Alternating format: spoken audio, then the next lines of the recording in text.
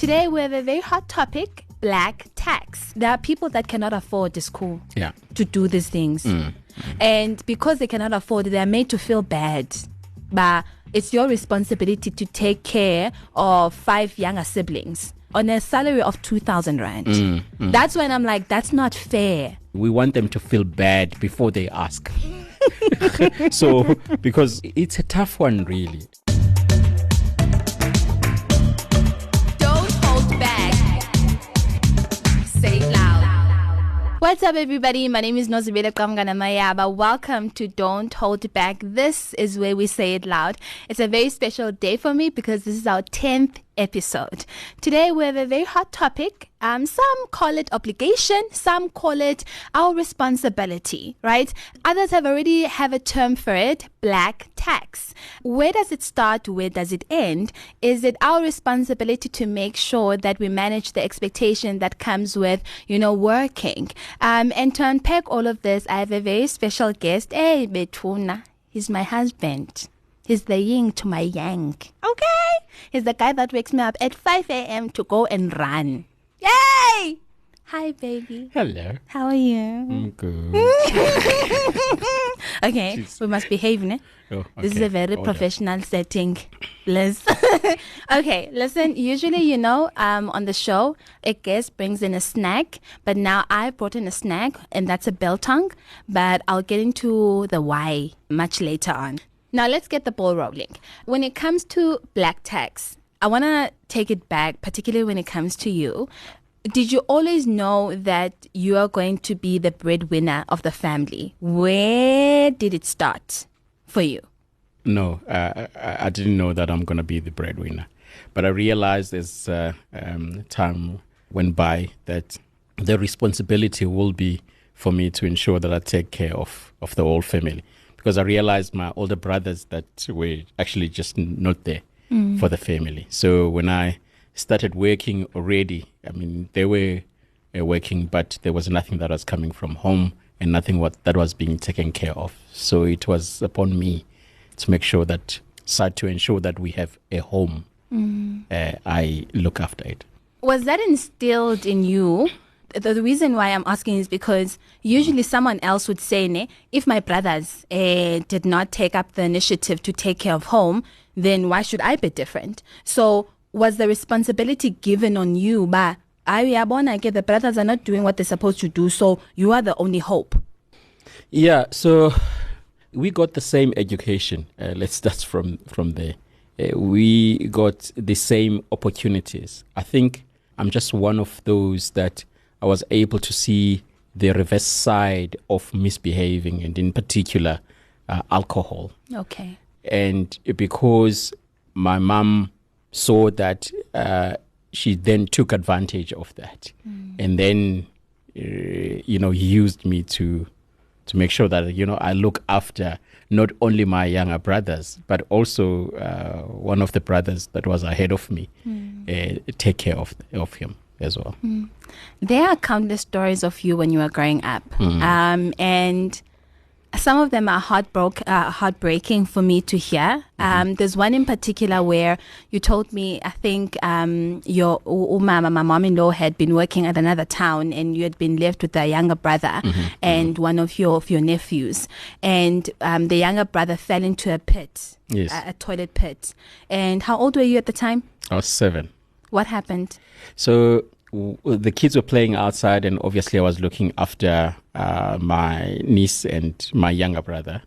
As I was, preparing meal inside, so my niece came running and said, "There's this thing that has happened," and we then eventually called the people from the location, Elali Noganya location, and whilst older people were figuring out as to what they're gonna do, because it was a bit longer, then I volunteered to go down the pit. And because I was a little bit lighter as well, and he was 2 years, 2 to 3. No, it was 3 years back then. Yeah.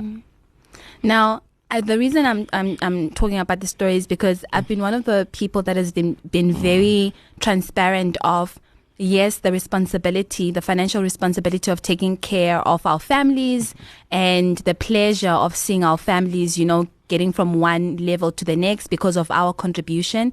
However, there's also the psychological part and the burden that it gives someone. For you, do you feel like there were parts where you felt it was a burden to take care of your family, whether it was financially, whether it was psychologically, and how did it affect you?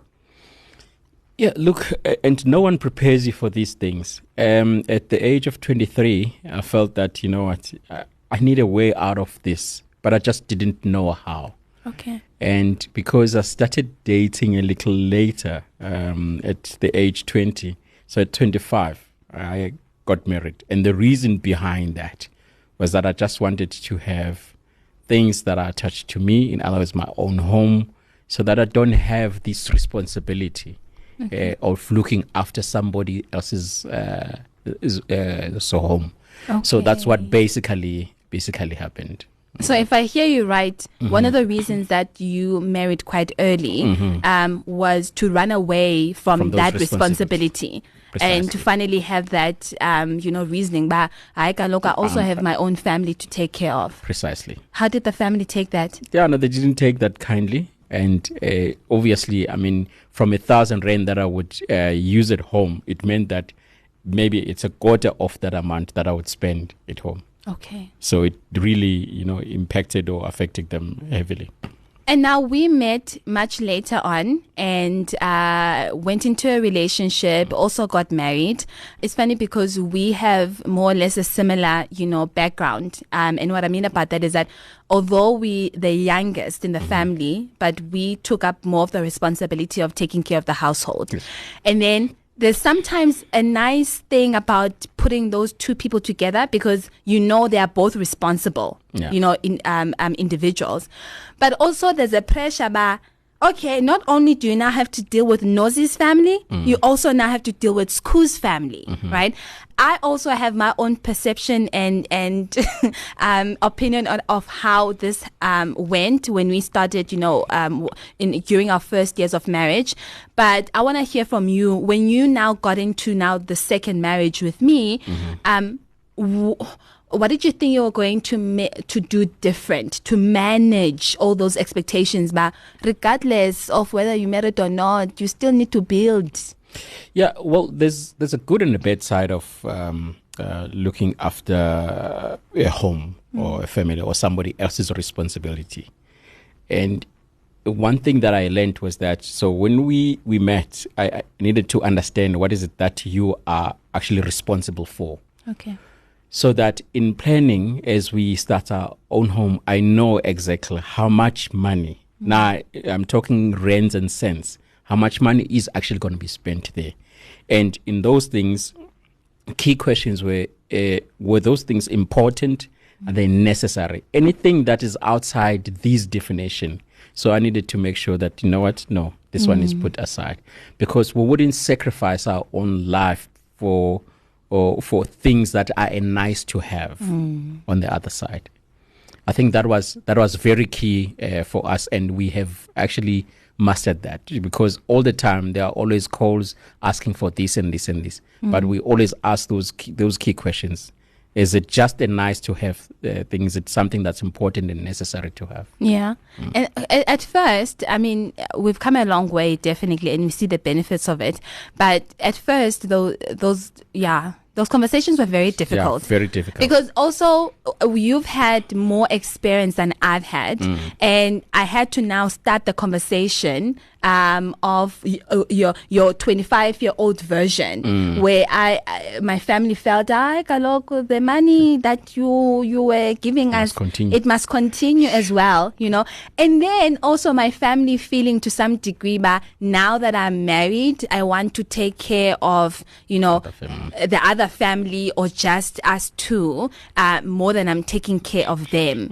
I thought that was very interesting. So to anyone that is listening that is married that still needs to navigate this whole financial responsibility from their families or their in-laws, what are some of the mechanisms that you would just like to talk about?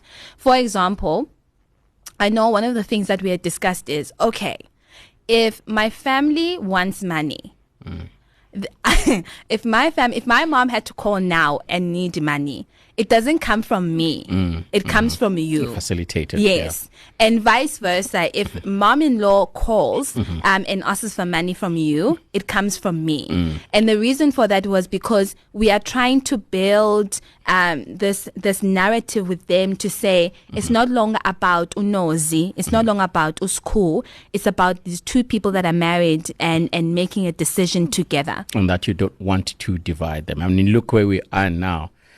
So those calls that we used to get in the middle of the month, we don't, because they know when I call Skhu, hey, Skhu is going to say, hey, Nozi, I must speak to my wife firstly, and then my wife is going to facilitate this. So as much as we do that deliberately, we want them to feel bad before they ask. So because you think twice, okay, let me call them.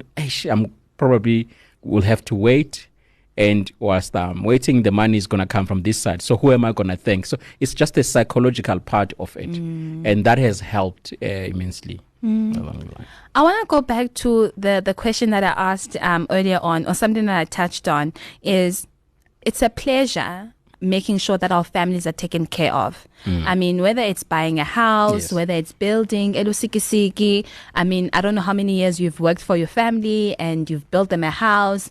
I bought mom a house, paid it off, and all of those things.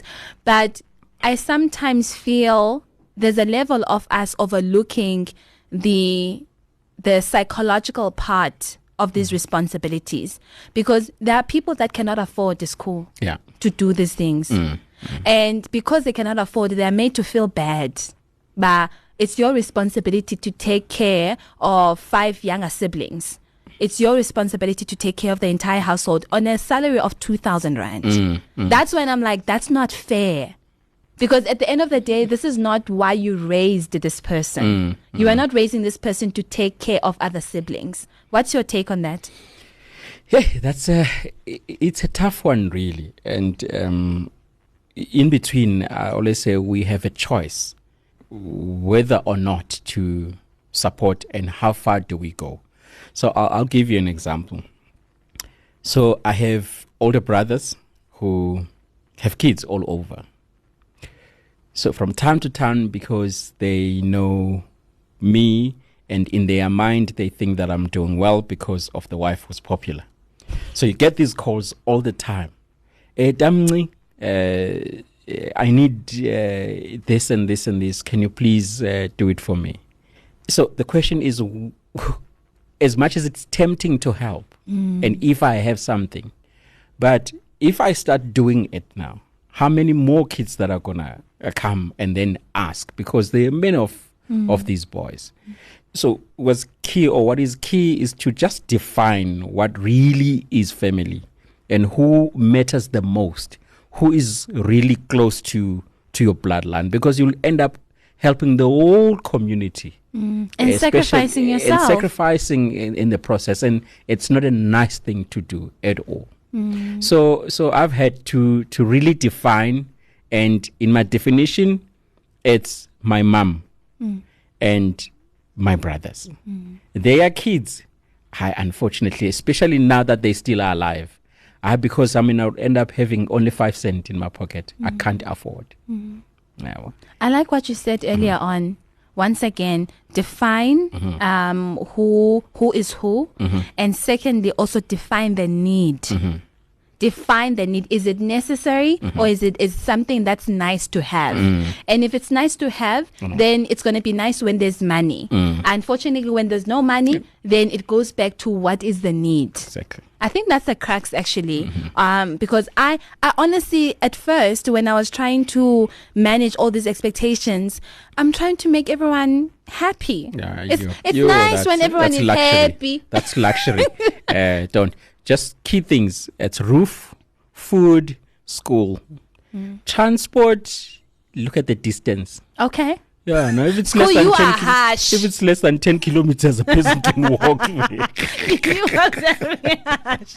Yeah. No, honestly, I think that's one of the things that I had to learn, especially when we got together in Amash, because the reason why, guys, we discuss these things is it can have a heavy burden on a marriage if you do not discuss these things. If you do not manage these things. We've had, a friend that has been married, and this one is quite funny because she is black and the husband is white. And the husband being white, it does not know this responsibility, because as soon as they're 18, they're out of the house taking care of themselves. Now this 30-year-old gets calls by they need money, and the husband is like, why are you taking care of these people? Why? Because it's not your responsibility. So when it comes to marriage, once again, can you just repeat the key thing when it comes to marriage and being on the same page when it comes to financial responsibilities of two families? Yeah, well, I mean, this is based on what we have done. I mean, we have had to sit down and have a proper conversation as to things that matters the most to us. Because, sacrificing the life that we want to live as a result of these things can have a ripple effect or a huge impact along the line. So we needed to clearly, set the scene and define exactly what is it that we want. The second thing is that if we have a few extra rands, if we support, how much do we support? And also we need to make sure that we balance that. We can't always go according to grace. Grace does not apply in everything. So you need to really be specific and be deliberate in ensuring that, you balance these things. So that definition of us, how we want to live our life and how we're going to support the extended families and who in these extended families that you're going to support, that was very key for us. Just before I go into the rapid fire questions, I'm thinking about, you remember one of the strategies that you taught me? When someone asks you for money, do not give them on that day. Delay it. Why should I delay it? So because the minute you do that, you'll always get those calls, and that person is going to expect that money. You just need to work on the expectation. So my brother, I mean, my younger brother used to call and say, hey, I need 300 rand now. And I used to do it immediately. And I realized that his problems, they cannot be urgent and important, and yet he does not have anything. So let me deal with that. Even if I know that I'll give him money, but let not give him exactly at the time that he needs. At least maybe after 5 days, then say, here's it. I can't. You are. It's called tough love. You're very good when it comes to tough love. I'm more, shame, man. Skhu, just give it to him now. Okay, listen, we are going to now go into our rapid fire questions. Don't think about it. I'm going to be asking you a few questions. Okay. I'm asking you these questions about me. Okay. Yeah. So, number one, what's my favorite meal? After 9 p.m. She's my favorite meal. Whatever. So all these chips, biltongs and sweets, everything after 9 p.m. Up until 12. Before 9? Before 9, I only now that you eat agriculture. No, so is it salad and things like now? Salad. It's only now. I've always because you're working on the the summer boat. Yeah. Okay. Oh gosh, I don't like this question. But describe my driving style. Yo. Please describe it. Please. Okay, the driving style, I just need to be wide awake all the time because, it burns the fuel. I do not. The car burns the fuel. So you just know she does not drive at the average speed. What's once the the average car speed? burns the fuel. What's the average speed? 110, 120. I drive at 110 at 120. Okay, listen. When was our first date?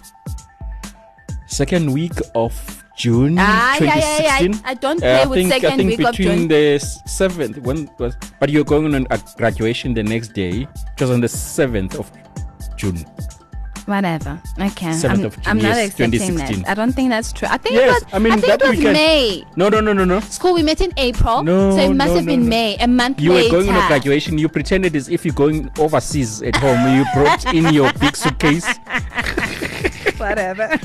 Okay. What is the color of my dress on the first date? Oh, I pink all over. Even when we got married, the broom was pink. Whatever.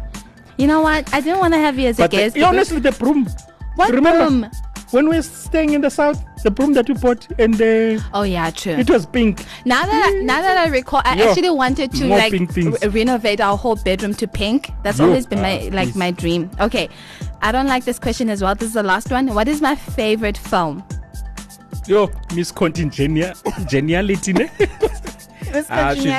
She's saved it in your laptop and also on the TV.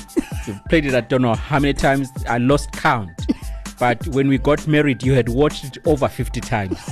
I know and every then line. on 29. I know every line. And you pretend as if you don't know. I know. That's an interesting thing. And sometimes, gonna be honest, sometimes when I ask you to watch a movie with me, most of the time, 99.9%, I've already watched it, but then I pretend like I haven't watched and you will laugh.